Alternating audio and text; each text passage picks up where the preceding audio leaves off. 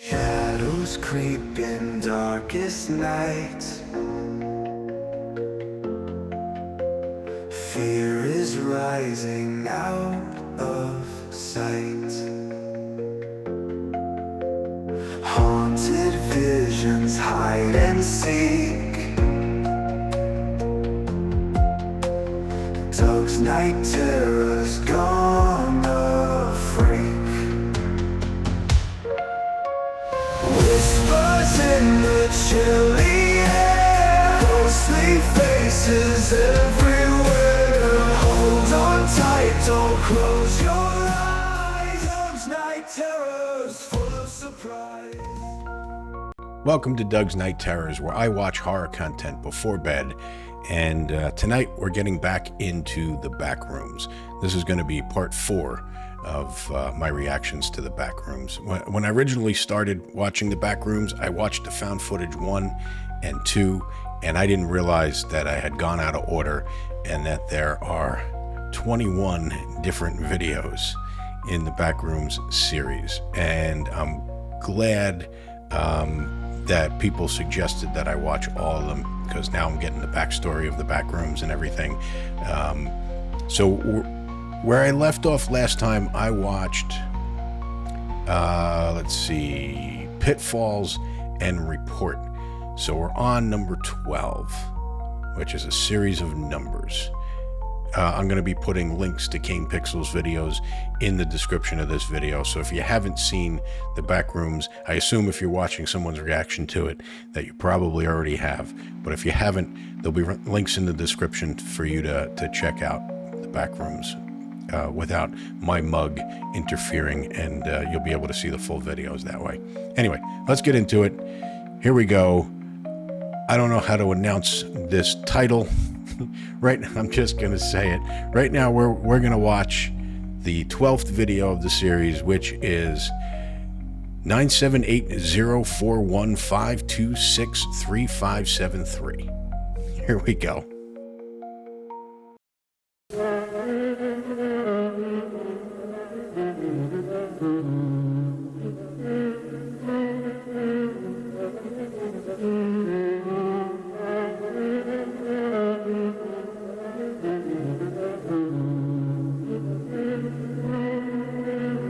He really knows how to distort the audio to make it go, oh. Okay.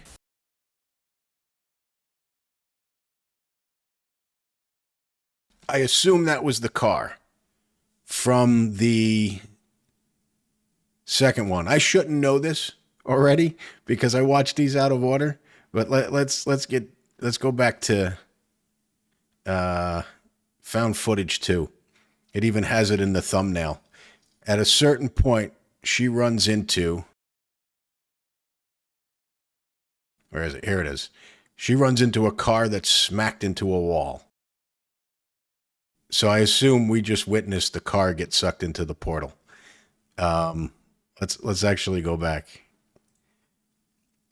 So I watched it out of order, so I'm not supposed to know this already, but is it the same car? Is it the same type of car? Let's see.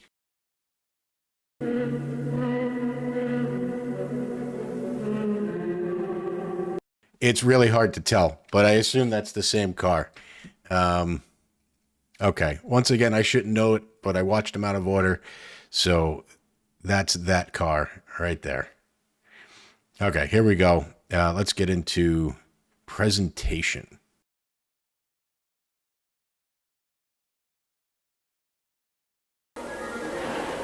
Async Research Institute. The world around us is ever-changing. But with all of this growth comes a number of undesirable byproducts. We must account for these never-before-faced challenges in ways equally never before considered. Here at Async, we have found the solution. Of course, they're in California. Proximity magnetic distortion system.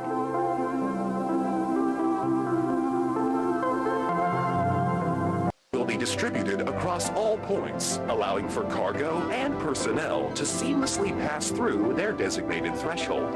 Oh. Oh, so they're trying to use it as a portal to transport things? While our current threshold is limited in scale, future models will be able to span entire rooms, allowing for the transfer of larger vessels and equipment. Yeah, this seems like a good idea.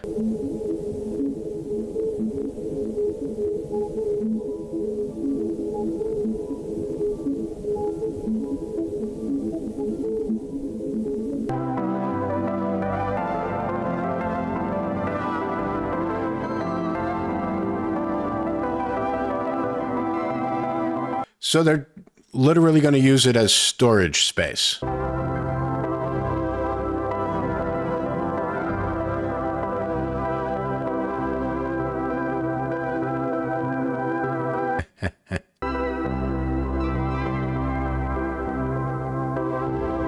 Okay.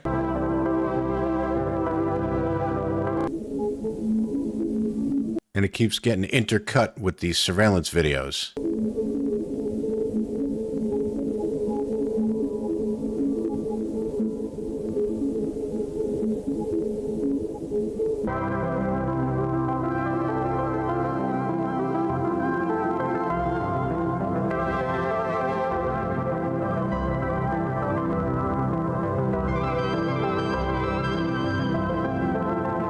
Industrial processing. So we're going to build factories in here and pollute the back rooms instead? Is that the idea? And of course, storage. Office space.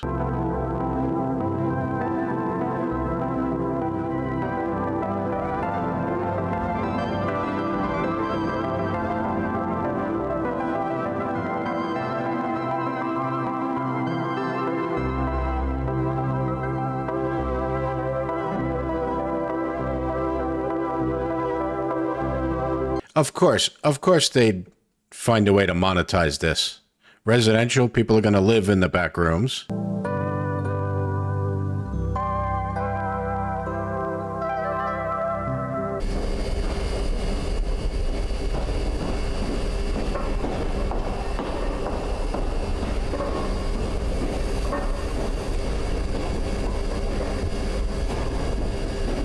Who's recording?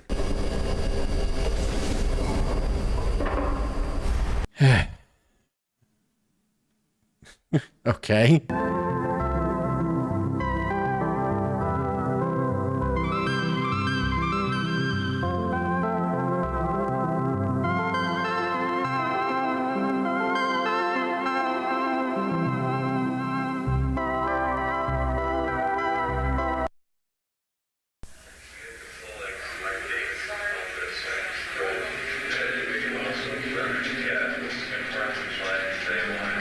Of course, this isn't going to work out. This isn't going to go as planned.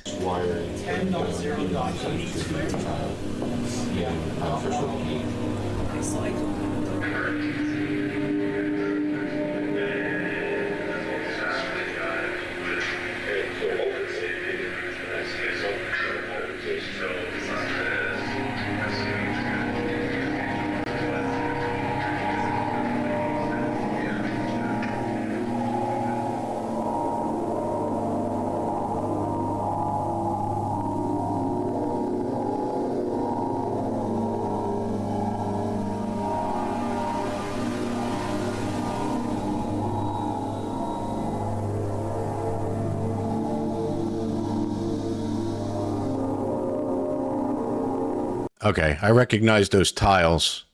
That's the original entrance room that they set up, right?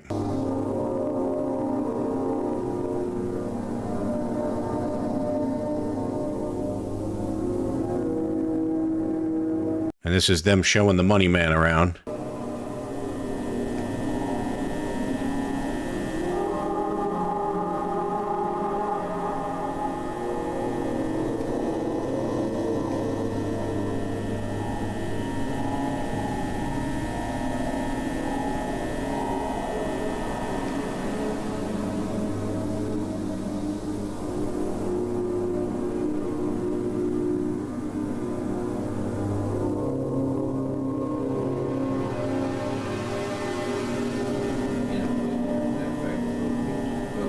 Oh boy.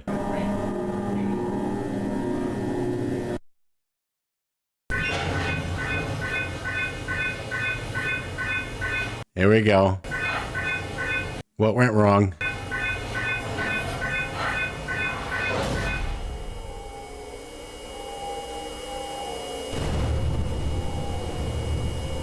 The hell was that?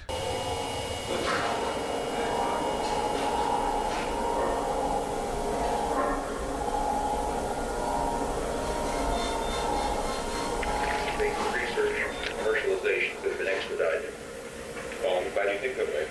As a matter of fact, if you look at your laws or page, you'll see critical technologies in the world by failure to recognize that by having a system of declassification of certain elements, having the industry be with us at that point. Sir, just come over here. Sir, please take a look at this. If you could all just excuse me for a moment. Yeah. Excuse me a moment, because all the bullcrap I was just talking is going to be destroyed.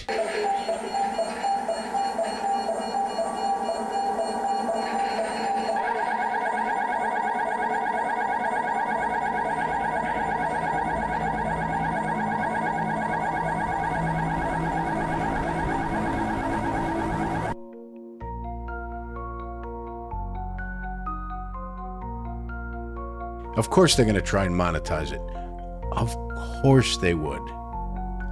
Why? I mean, it's just human nature to find something and go, how can I use this to benefit myself? How can I use this to make a bunch of money? Regardless of what evil it might bring on the world. Okay. So we don't know what those bells and whistles before. We don't know what went wrong. We do know that there is some kind of fungus monster out there in the back rooms. So I assume that's what that was about. The next one here is called Recording 014, Recording 14. All right. And it's underscored, so somebody wanted that recording at the top of the list. At least that's what I do when I want to put like a folder or something at the top of a list and not have it be adhere to the alphabetical. All right, here we go. Hi there, I'm calling from the Async Research Institute in San Jose, California. I'm trying to get hold of my supervisor, who I believe is currently staying at your venue. Ivan Beck? Yes, that'd be great, thank you. Clyde.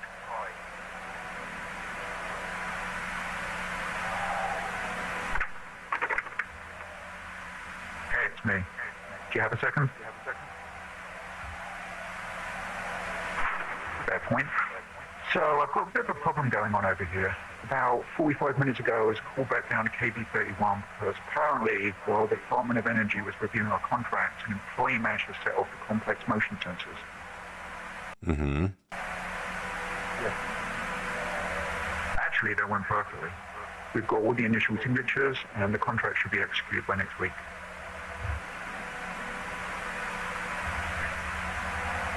Well, I'm glad to hear it. Back to the problem, though. So I get called down to figure out why we have a fully suited employee in the complex after hours on an off day. Well, I have no idea who this is. He's definitely not on the project. So somebody fully suited is entering the back rooms without permission. Well, I tried to talk to him, but he's completely disoriented. He doesn't seem to know where he is or who I am.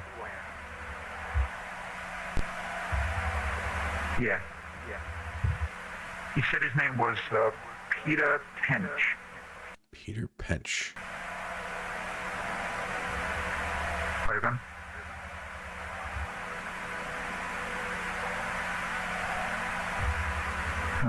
Probably over the cameras. I'm the last one here. Everyone else is headed home. Peter Pench.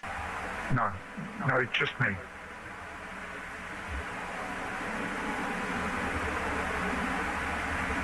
on. This isn't him, is it?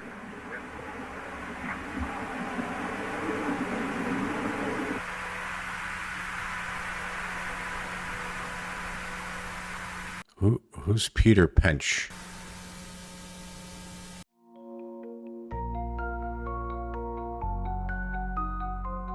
All right, I didn't quite understand that one, but they found somebody named Peter Pench in the back rooms, but he said fully suited, so he's wearing the hazmat suit.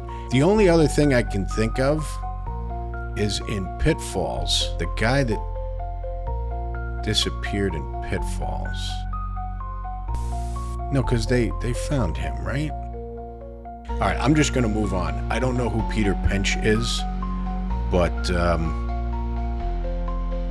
I thought maybe I could backtrack like I did with some of the others and find out who they're talking about. But I guess I'm not going to figure that one out. Okay, so on my first reaction, I already did found footage too, so we're skipping over that today.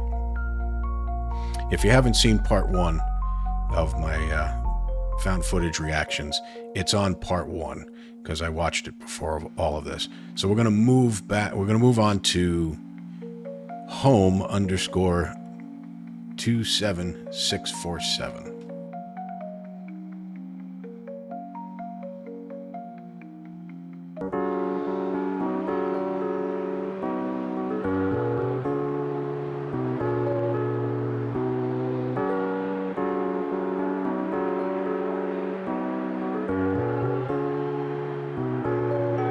All right, so this is a home movie.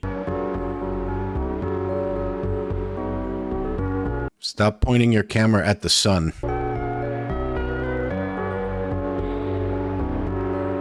Unless you like lens flares.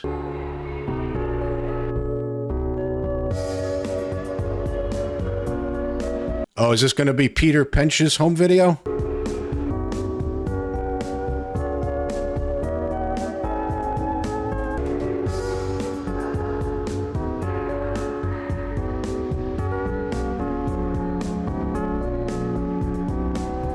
The music in this one is a lot more upbeat.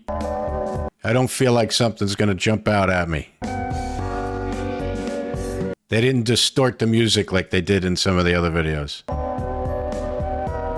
It's just somebody's home video, but I don't know why it's relevant.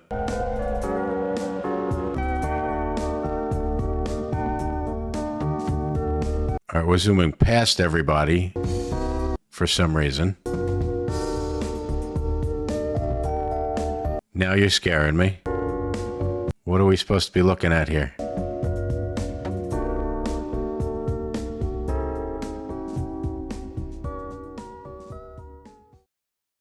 Okay, that one has me puzzled. I don't know what that was all about. I don't know whose home video that was. I don't know why we zoomed in on a picture in the background. I will say that every one of these, I'm waiting for something to jump scare me on a lot of these, and it never happens until you wind up in like the found footage ones. But okay, that was somebody's home video. We got Peter Pench, who wound up in the back rooms. I think he said fully suited. So we're waiting for that to make sense, and we have somebody's home video. All right, reunion. Who is Peter Pench? I need to know. All right. By the way, if I'm missing anything in these, without spoilers before I get to the end here, let me know if I'm not picking up on some stuff, because a few of those confused me. I don't know who Peter Pench is. I don't know what he means by he didn't know me, he didn't remember me. So I guess it's a guy that works there, and he was unscheduled to be in that. I'm still on that video. And then now we have this home movie that I don't know whose home movie that was. But anyway, here we go. Reunion.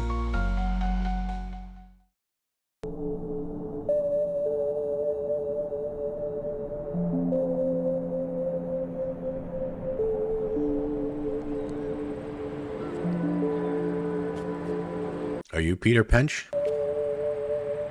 I'm obsessed with that name now.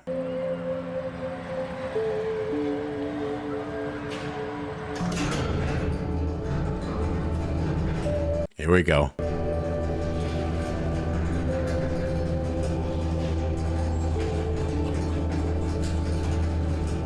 Okay. That's a new name to me. MLML. And we got some coordinates on there. May 25th, 1990. And we're just riding around on rails now through the back room. Okay.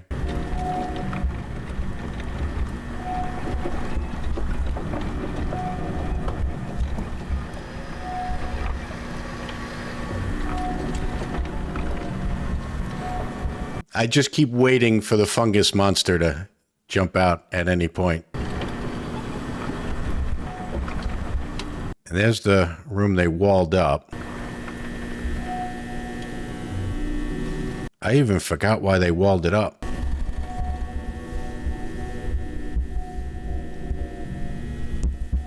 think we should have enough room to unpack over there. Okay, sounds good. Can you loosen that strap? I'm trying to remember why they walled that up. At the very least, it takes 7 trips that way, I think. Great. You should have forklifts on you yet. Watch your hand.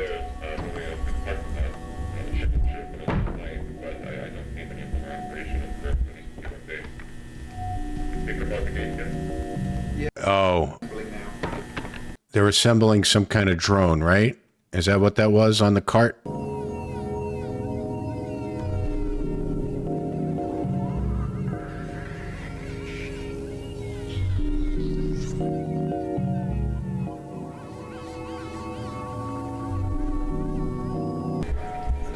Yeah, okay. All right, little guy.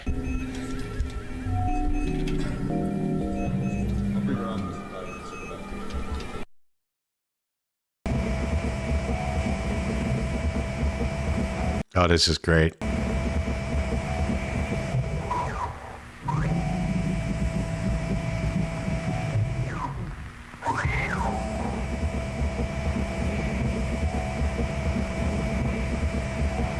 I love the way Kane Pixels did the audio on these videos, by the way. And then you're going to want to stop up here and adjust the view to the right. It's just enough. And head into that gap over on the left. It's just enough ambient noise with the lights and all that when the people are walking around. And now the robot noise or the drone to make you feel uneasy. Is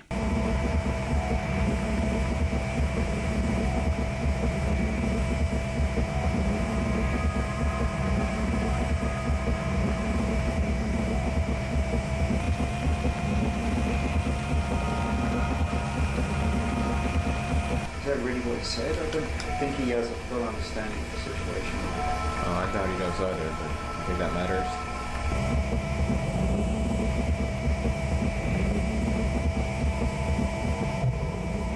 So they're aware of the fungus monster, right? That's why they walled it up. They enclosed the fungus monster in this area. And here we are. Wall. Watch the wall. I'm surprised with how well this is holding up. Is that the Pitfalls room? Okay, yeah. All right. It don't seem in good standing. Hey, don't get too close. So after Yeah, it was locking. the one guy fell in here, they decided to wall it up because of what he witnessed. King D, we're now just about to initiate the orbital restart.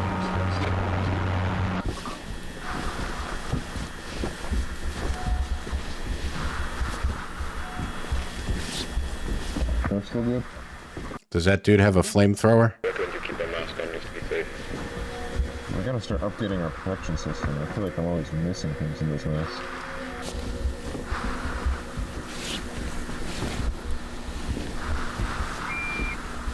I haven't driven it back. Oh yeah. Yeah, maybe we'll just conserve some power and then kick it back in the cart when we get here. Hey team, this is Mark. You copy? Copy, reach 11 clear. We've just reached 14D. There are no visible signs of Marvin's friend. 14D. Going with. Oh, then you better start working on a new one. This thing isn't a better view. Remote one. Remember that? And these ones are all fairly even, right? You just have to go on that one. Just focus on going down center and around those 2 points of interest. I believe the car sheets was voice for today. Well, that's good to hear. Are you ready to start sending people down? I know we don't have that many hours left before we need to start revamping the through protocols. Double check again on 1, 5, 7,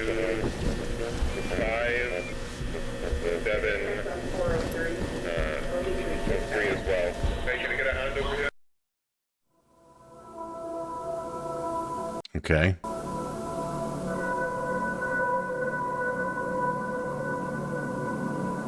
Oh, they're just gonna put a floor in.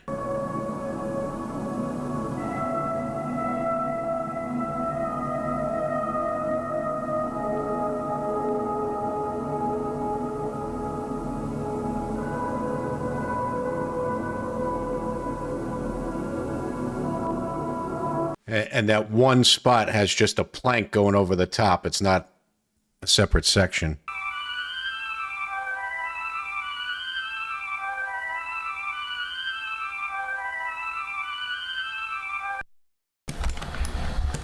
Is this the same one they had you practice with? Pretty similar, but they were just renting that one.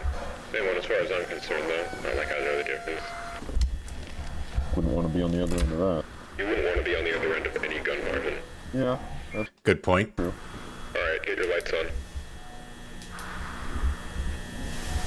Mark, light. Oh, yeah, sorry.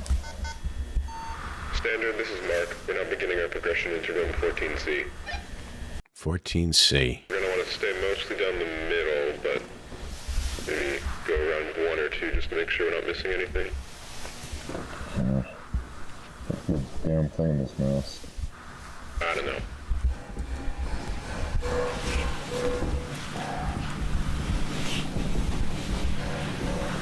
Oh, this is great. I'm just waiting. Where is he? Okay, yeah, floor's different. Looks like concrete, or what's it called? This stuff they layer over concrete to make it shiny. Epoxy? Yeah, epoxy. It looks like we got standard white drywall with black vinyl. That his shadow. I thought it was the thing. Ceiling looks relatively the same, just tighter, smaller tiles. It looks like there's another space between the floor types. Huh. Oh yeah. If you can put a tape measure down there again. It looks like there are holes in the floor too. Is that displaced tiles? Yeah. No. See anything? No, not really. Oh, there's a little hole in the back. Oh, yeah. Is there a wall back there? A wall? Or can't tell what that is. Well, it just looks like a wall.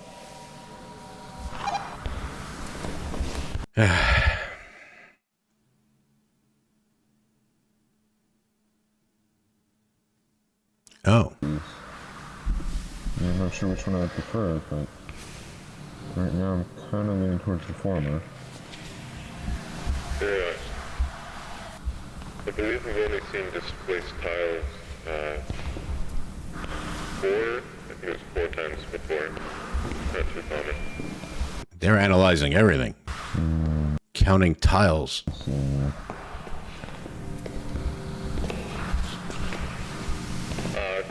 Guys, I found something. yeah? You gotta look at this. What, is it right over there? What? It's some sort of... No, you're right. this looks handmade. You can't determine that just by looking at it. Well, I'm just assuming right now. Either way, you're right, it does look like some kind of map. Yeah. You know, it almost looks like... I think this is over around here, 14C. Yeah. Yeah, it's, Team A, come in, this is Mark. That's the area we came through. That's 14C, and there's 14D. Team A, this is Mark, do you copy? There's B and A. Standard, do you copy? Repeat, this is Mark, do you copy? No, the signal's dead, we've gone too far. We gotta go back. What? You sure? We're not that far. Uh-oh. Reason to get... Well, if we do get back and they say it's just a non-issue, you just come back around, you know, and see what... Oh, shit. Oh my god! He's got my gun? Okay, okay! I don't want to hurt any of you. But I will. If I have to, so please, just answer my questions and I'll be gone. Okay. How many people are out here right now? Down the hall, how many people are out here? Wait, I don't know. Peter? Oh, shit. Marv? Marvin? Yes, it's me. Marvin? Is it really you? Yeah, it's me. It's me. How? It's been months. We thought you... I know. That's what they did. They took my life from me, Marv. Everyone thinks I'm fucking dead. My wife and children think I'm dead. Can you please put down the gun? Marvin, just tell me. Did they hold a funeral? Yes. This is Team A. Do you read Yes, A-Team, this is Mark, I read you. Mark, don't. What are you doing? We need immediate armed Mark. support at room 14C. My team and I are being held at gunpoint by a hostile. I repeat, Stop. please Don't send shoot him. immediate armed support to room Stop. 13C. Don't. Sorry. Oh, damn. I'm sorry, and then he just shoots him? Marvin, I'm alive. What I want is you to tell them that I'm alive. I need to know.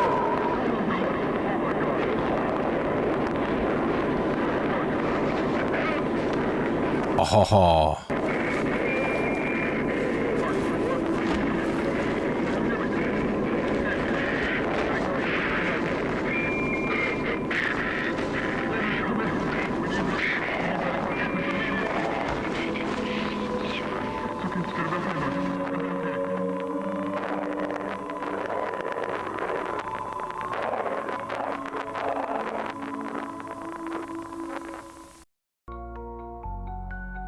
Okay, I am a little confused.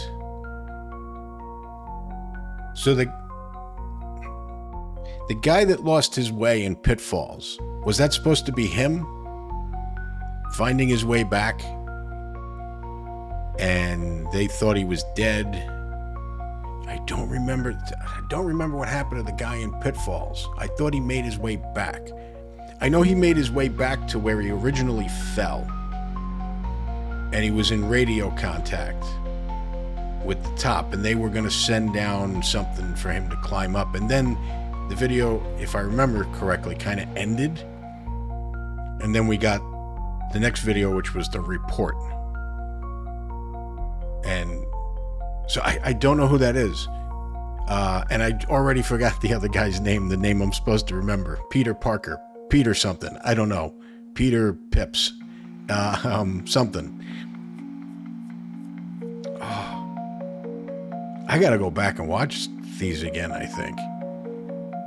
Because I don't remember. Anyway, I assume, let me know if I'm wrong in the comments. Let me know. I assume that's the guy that got lost in Pitfalls. That they thought he was dead. They walled it up and just left him there. And now he's back. They didn't say his name. They just said, it's you. Is it really you? They didn't actually say his name. The only name I heard was Marvin, which is the guy with the camera, I think. That did scare me, though. I did jump. I wasn't expecting it to just be a person. I expected the pipe cleaner, fungus monster. Anyway, they did a good job. The audio all that noise with the camera being bumped around and all the ambient noise and all that just throwing you off balance. And then every time they pan the camera, it's just setting you up. They pan the camera, they show, it has to be done on purpose. It pans to a shadow and you think for a second, you see it. So all these moments of not seeing anything, and then the most mundane moment, all of a sudden this dude grabs the gun. So I did jump. Okay. Damage control. Let's see. Okay, we're not quite at the end here, but we're at the last of the long videos anyway. I'm just laughing at the fact that I jumped so bad at that.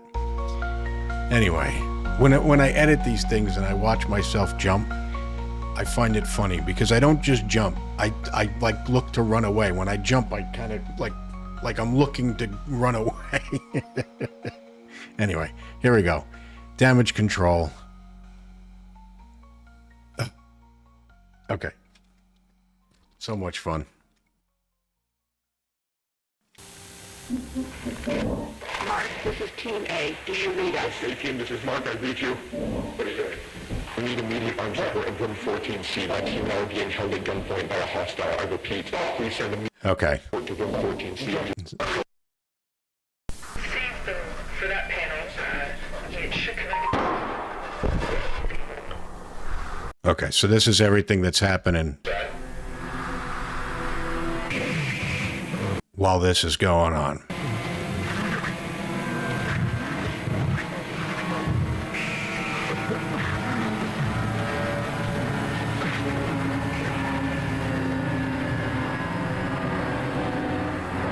Once again, all this noise just puts you on edge.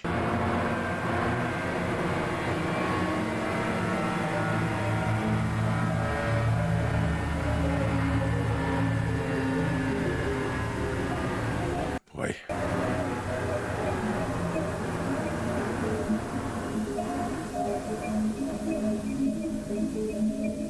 Oh, crap.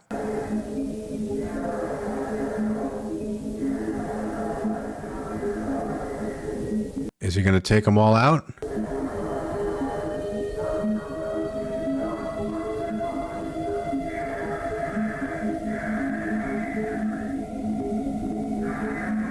He's just trying to get out of here.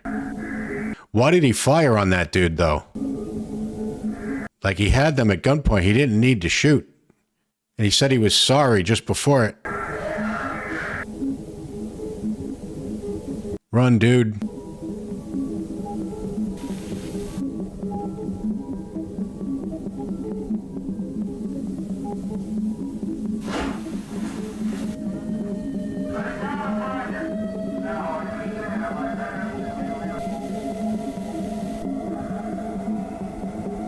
He dropped his gun. Now he's just making his way out. Yeah, you shouldn't have dropped the gun.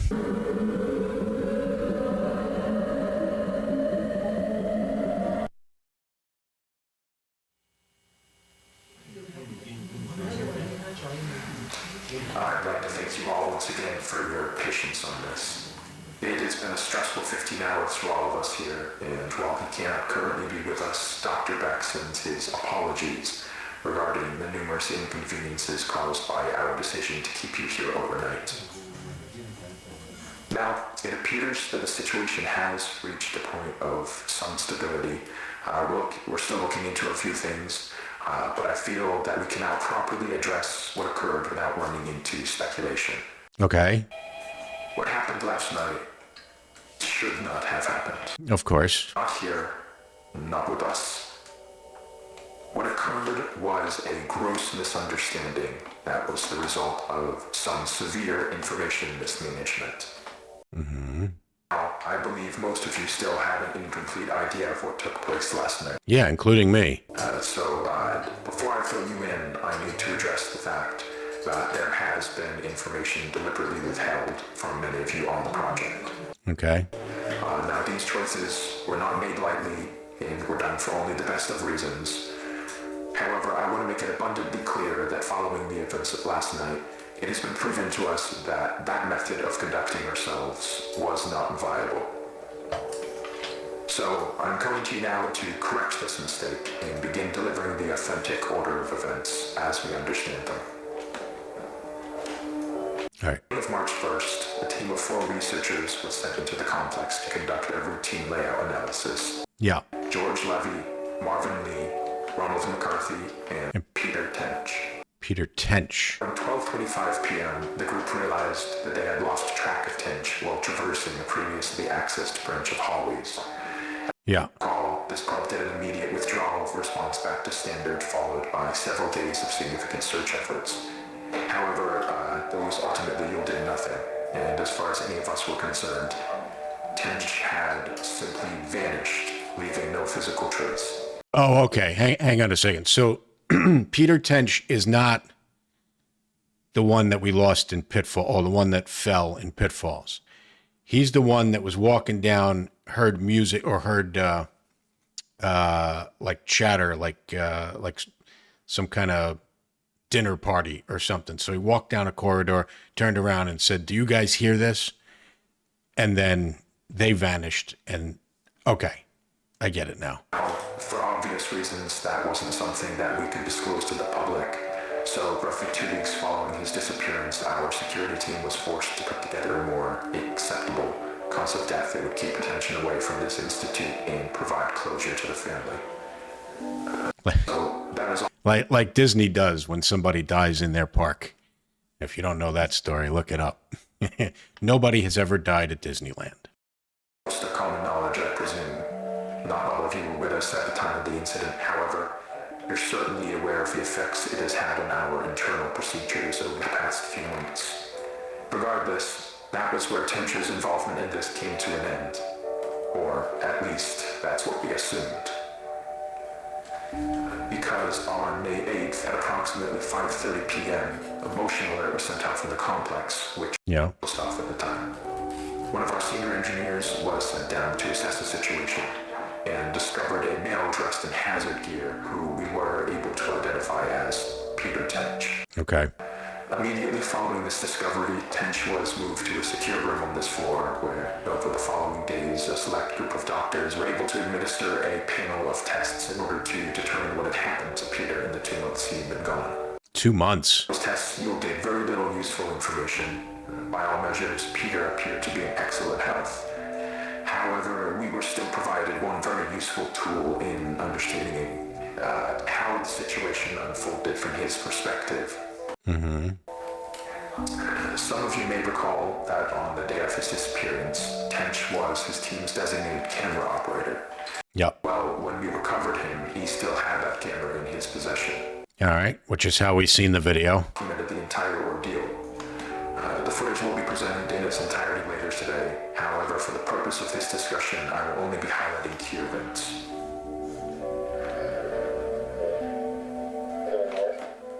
This is the hallway where Peter was last seen. They're not in view, but he walking behind him. He turns this way. Okay, yeah, I remember this. Pay close attention to the audio. Guys, can you hear this?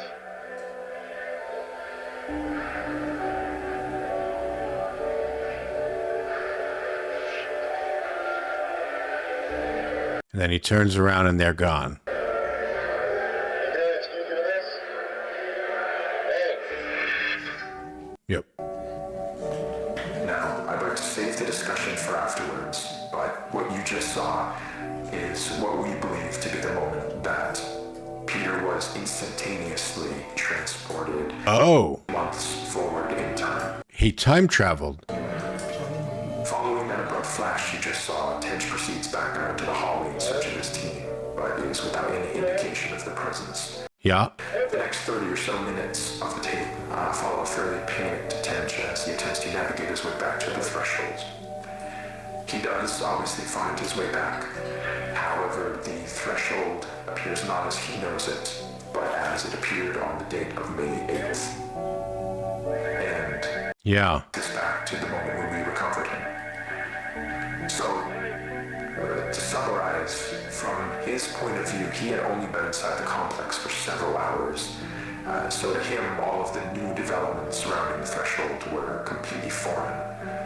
Oh, okay. Mentioned there were people available to manage the situation as it unfolded, and over the course of the following days, we were able to properly sit down with Peter and work with him to gain a collective understanding of what had happened. However, there was still the very significant fact that Mr. Tench was considered legally deceased as a result of the cover story. Yeah. Reversing that would be no easy feat. He understood this and was willing to cooperate while we looked for a way to reintegrate him without raising suspicion. Unfortunately, though, that process ended up taking quite a bit longer than we had anticipated. And all the while, Peter was sucked out here, waiting idly by.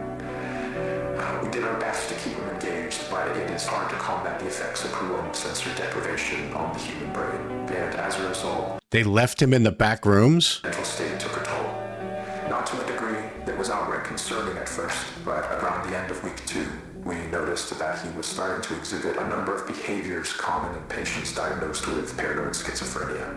Uh-huh. Don't have reason to believe that Mr. Tench was afflicted with that condition. Then why mention it? The case, while he didn't express it outright, from what we could gather, he appeared to have deluded himself into believing that he was still inside some sort of illusion created by the complex. Oh. We were secretly looking to do him harm. Okay. This all came to a head on the night of the 22nd, when, while Tench was finally about to be transferred to a temporary above-ground residence, he broke away from us and, using stolen credentials, forced his way back into the complex where he would go undiscovered until just last night, when he ambushed and violently attacked Team B in room 14C. Wow. Dr. Bloom in critical condition. We can presume that during the 2 or so days Tench spent in the complex, he let go of the idea that he could somehow escape through an alternate threshold, but still held on to the belief that all of us here were working to trap him in some way, despite our actions saying exactly the opposite. Immediately after firing a single shot from the Remington 870 to Dr. Bloom's side, Tench fled the scene and headed to the threshold outpost, where he would turn the weapon on several more of you while progressing into standard and through the lower offices. Given the abrupt and chaotic nature of the unfolding situation, it took our security team several moments longer than it ideally should have to figure out what was happening. But thankfully, while Tench was passing through one of the empty labs next to storage, Dr. Maxwell was able to act quickly and managed to disarm him, accidentally discharging the weapon into the ceiling in the process. Okay. However, Tench still managed to avoid apprehension, fleeing into the maintenance wing and evading our security staff by taking the freight elevator to the surface. Now, this situation could have played out very badly, given the potential number of witnesses around the building at the time. But luckily for everyone involved, as far as we can tell, Tench was not noticed as he exited the property. Around 5 minutes later, our security team made it to the ground floor and began a thorough sweep in the direction of the hillside where cameras had last observed Tench. Now, there's no easy way to say this other than to just say it. You killed him. I am terribly sorry to inform you all, but Mr. Tench was found deceased halfway down the hillside. How? The result of an Fall? to the head. It appears that while he was running through some brush, he failed to anticipate a sudden dip in the ground. Okay. So he fell. Fell forward into a large rock. Given the circumstances, it was not something any of us could have anticipated or prevented. The tragedy of the entire situation undoubtedly remains, but Dr. Tench, regardless of how troubled he was in his final days, was a brilliant man who gave his all to this project. He would certainly not want us hindering it in his name. What we're doing here is so much bigger than any one person. It is the work of a unified effort, and we need to ensure that that is never lost sight of. That we hold on to the pre-established notion that Peter is and has been deceased. That is done. Nothing more to be extracted. Wow. Okay.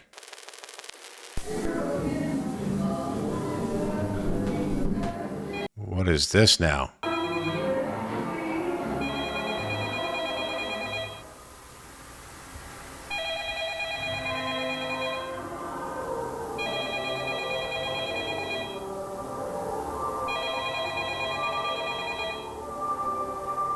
I'm waiting for something to scare me.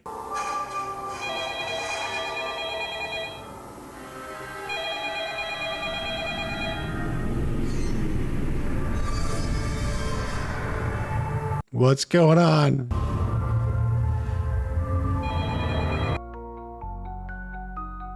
That video answered all my questions. So I had forgotten that one guy that disappeared out of those 4 guys. I completely forgot about that whole story.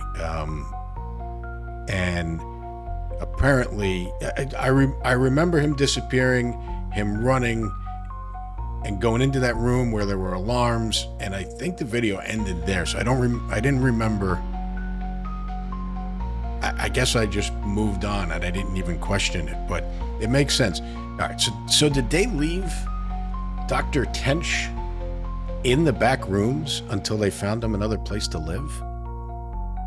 Until they reintegrated him into society, they left him in the back rooms? No, because they said he made his way back in. I guess, so he must have thought in his paranoid schizophrenic state or whatever that they said he didn't have, he must have thought that he teleported to a different reality or something. Like he didn't believe their story that it was just 2 months later. So he tried to make his way back in to come back out the other side to his own dimension or something. Okay. Overflow. Let's go. Market and non-market economies.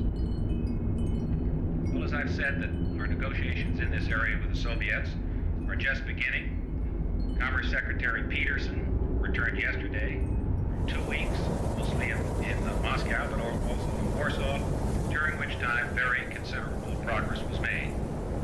We're narrowing our differences, which have kept us from settling our Lend-Lease debt for 25 years.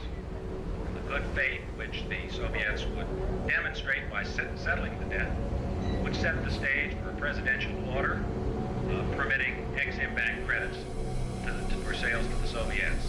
And it would also open the way for a presidential request of the Congress that denies What the hell? What's overloading?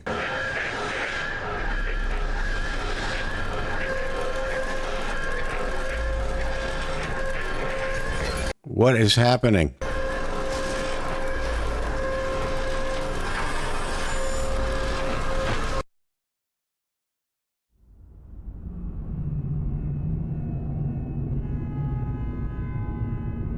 Oh boy.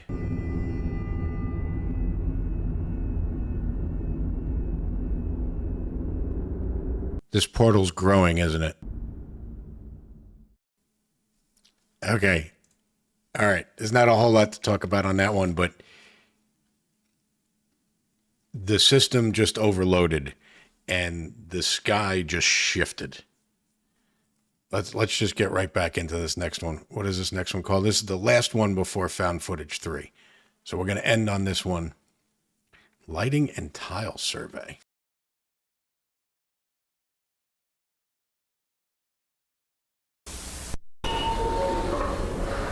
Oh. 1989. This is...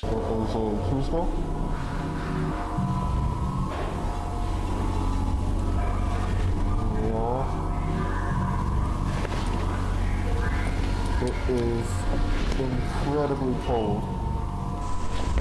Okay. Hopefully by the time you're watching this, we'll actually have a decent heating system down here. That'd be nice. Die of hypothermia. How cold are we talking about? Oh, hello, camera. Put your straps are in the bin right there. Make sure to get the red one, alright? Because the green one leaks. Come for.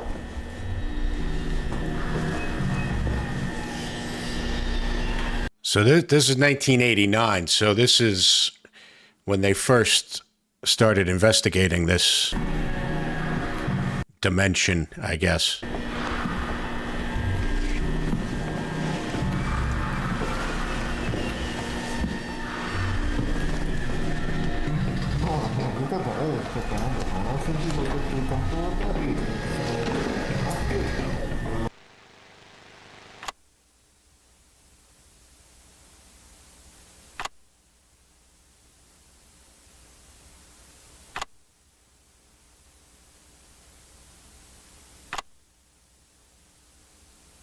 So they're just analyzing everything. There's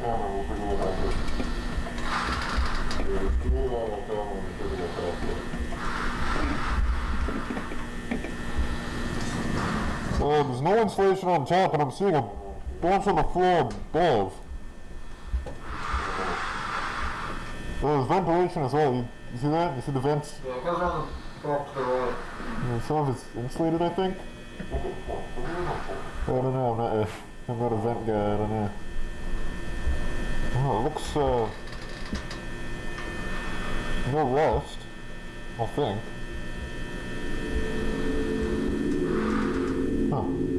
More than one floor, and I use that term loosely. We then attempted to cut power to the nearest fluorescent light fixture, a standard troffer.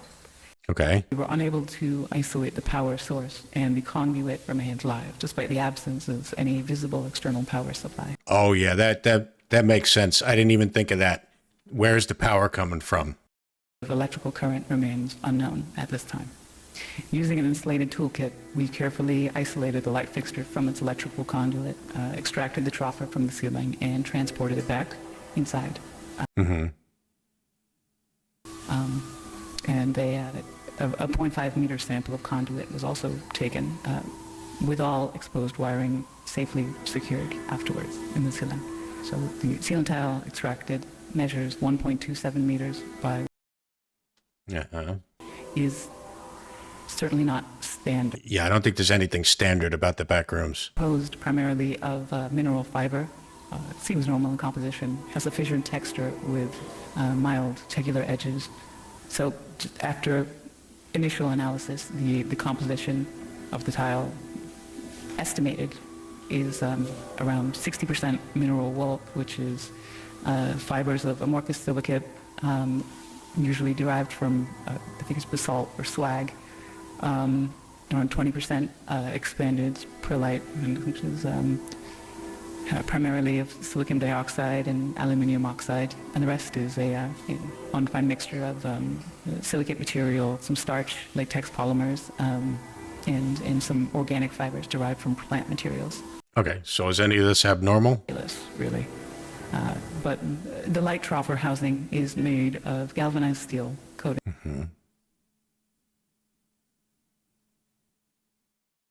Non-standard. T12 bulbs. So the 4 bulbs measure 1.2 meters in length with a diameter of 38.1 millimeters. We're extrapolating here at 351, but that's all the end wastes, and the rest contain the following components. Phosphor coating, the calcium halophosphate for converting ultraviolet light to visible light. Mercury vapor in a small quantity, which facilitates the ultraviolet light emission.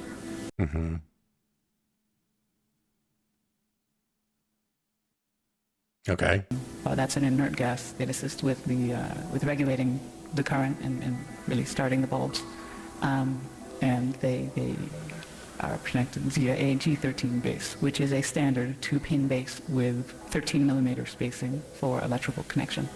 So the wiring connected to the fixture is PVC insulated copper, which appears standard again.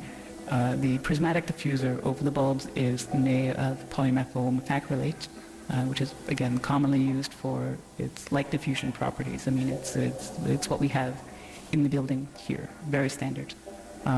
Okay. We also inspected the ballast, which is of the electromagnetic type. There's some variation in how they're being manufactured now. This one contains a laminated steel core and copper windings designed to operate at 60 hertz. So the ballast emits a prominent 120 hertz hum.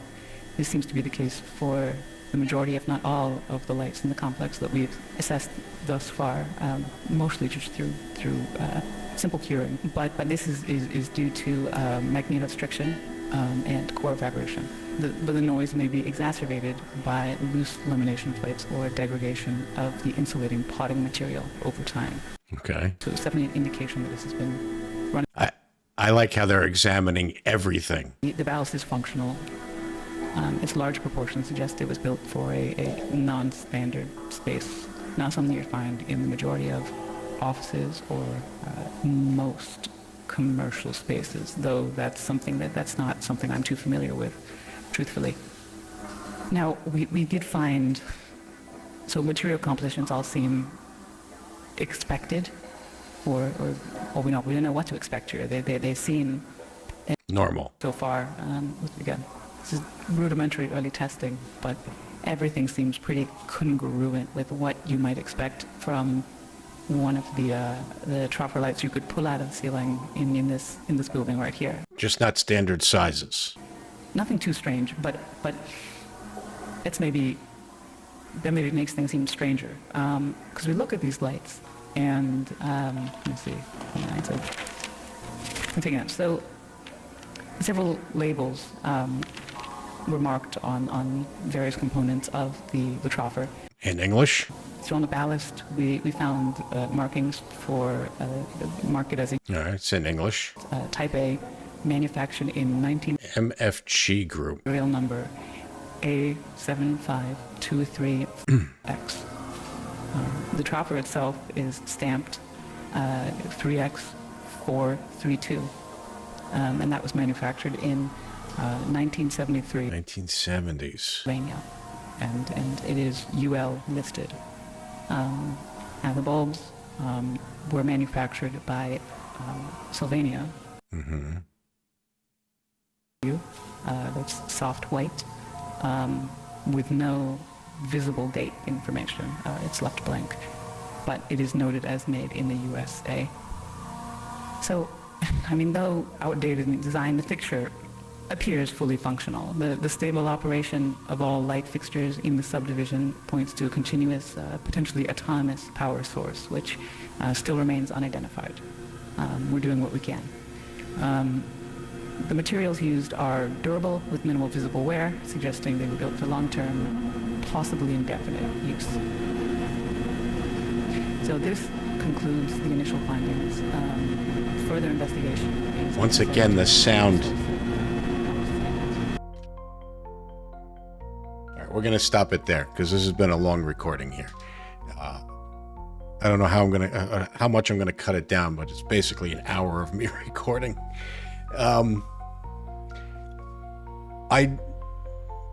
Everything's kind of out of order. In other words, this video could have been at one of the beginning, because as soon as they found the back rooms, as soon as they opened the portal, I'm a little creeped out. I don't know why. Maybe it's because of the jump scare earlier, but I just looked behind me real quick. The way the audio is done, like even with that woman talking, the audio is just distorted a little. A lot of background noise, a little hum and music, and it just to make you feel uneasy the whole time watching it. And at least it does for me. So I love the way these things are done. Even that video, which was nothing more than somebody describing a light fixture, makes you feel uneasy, which is great. But it does make sense that, of course, they're going to try and find out where the power source is coming. Like, what's powering all these lights? And since I assume they don't really know where these back rooms came from, like who made these lights? What are they made out of? All that stuff. So it makes perfect sense. I'm still confused about Peter Tench. and what really happened there. We heard the story, but I'm wondering if this is some kind of a portal to another dimension, and he thinks he's not in the right dimension. So he was trying to get back before he died, before he fell. Who knows if that's the case or if they actually killed him. And the video, a couple of videos ago, with the sky just shifting. I mean, they're opening a portal to another dimension. It doesn't exist. I would assume, like, there's this portal that opens, you walk through it, and there's this whole big area. But the building that portal is in probably ends at some point. So they're walking into another dimension. At least that's my thought on it. If I'm wrong, let me know in the comments. With the sky shifting, I'm thinking that it's spreading. They think they have this little portal and it's contained. The fact that the car, well, I mean, we know it's spreading because people are getting sucked in. There's missing people. The one guy on the missing poster we found infected by the fungus. The car that got sucked in just straight from the highway. And now we're seeing the sky shifting. I don't know how this is going to end. I don't know how Found Footage 3 is going to wrap all this up, or even if it does wrap it up. But I can't wait. So I'm going to do that next time. I don't know if it's going to be next week. I have a couple other things I want to watch. If I'm going to do Found Footage 3 next week or the week after, but I'll get to it. And anyway, let's wrap it up there. I'll see you next time.